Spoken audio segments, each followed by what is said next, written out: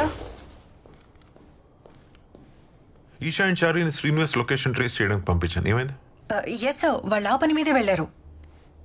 చారీని ఇంత పెద్ద పని కోసం పంపించాను. ఏం జరుగుతుందో ఏంటో. ఎందుకు సార్ ఎప్పుడు చారీని తిడుతూ ఉంటారు?